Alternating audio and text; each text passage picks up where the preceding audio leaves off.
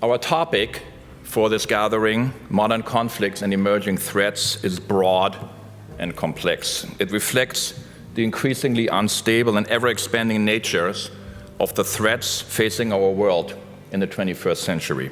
I think the second piece is just the importance of partnerships. I mean, this truly is. So we're here at Vanderbilt University today. The partnership with academia, we weren't thinking about, I think, in the same way of the outcomes that we would be able to achieve collectively. You know, I mentioned the idea of our importance of working together to build a population of cybersecurity experts of the future. You can't do that alone, I can't do it alone. I think that this is a partnership piece. There are complicated challenges ahead, but I'm excited to think about the partnerships between government, private sector, and academia, and working together to come up with effective approaches that bring the best of who we are as a country, the best of who we are, each of us, as people, towards these hard problems. There's 400,000 individuals, non-American, who are joining forces in partial cooperation with the Ukrainian government to go after Russian systems. Does their work attribute back to the country that they reside in, or does it attribute back to Ukraine? This is why we need policy and academic work in the area, by the way. And this is why we're holding this summit.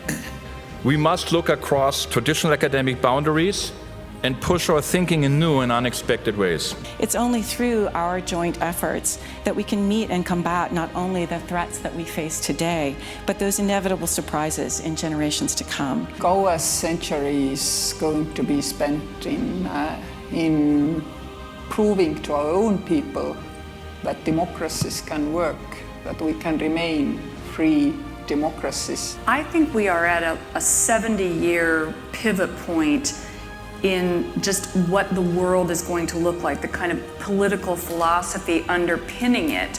There is no silver bullet to deterrence in the cyber arena, but it all comes down to influencing decision makers' choices. We are at a really interesting flux moment, caused both by these major technological shifts and the rise of geopolitical instability. Just like our problems are interconnected, our solutions are interconnected. And the sooner you're able to see who else benefits from this innovation, who else's job gets a little bit easier, and the sooner you get them on board, you create buy-in in depth. And we're not only pioneering empirical research to better understand the political and economic aspects of ideological polarization, resource competition, and violent conflicts, but we're also advancing global solutions to these pressing challenges. Our adversaries are dangerous, but they're not 40 feet tall. We can prevent them from being successful if we make our country a harder target. When I say we, I mean all of us. Everybody in this room. Government, private sector, academics. We all have a part to play.